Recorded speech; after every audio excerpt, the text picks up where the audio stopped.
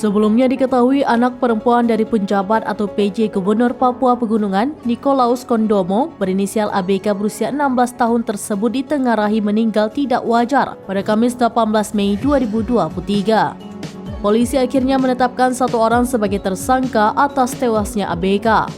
Kapolrestabes Semarang, Kombes Irwan Anwar, saat jumpa pers pada Senin 22 Mei 2023 mengatakan tersangka berinisial AN berusia 22 tahun. Polrestabes Semarang juga menemukan beberapa fakta atas kasus kematian anak dari PJ Papua Pegunungan tersebut. Selain mengungkap penyebab kematian korban diduga karena gagal nafas dan keracunan, hasil forensik juga menunjukkan bahwa terdapat luka di kemaluan korban. Temuan tersebut bertolak belakang dengan keterangan tersangka yang menuturkan bahwa tidak ada paksaan dalam hubungan seksual itu. Mengenai keracunan yang dialami korban, Irwan menjelaskan bakal ada pemeriksaan lanjutan. Di samping itu, Irwan menjelaskan bahwa polisi masih mendalami terkait kamar kos yang disewa tersangka.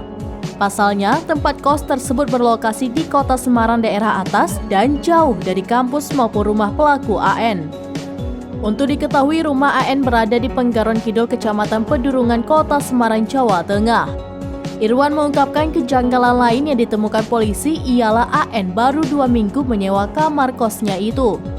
Diketahui ABK meninggal usai bertemu dengan AN berusia 22 tahun, mahasiswa salah satu perguruan tinggi swasta di Kota Semarang, Jawa Tengah.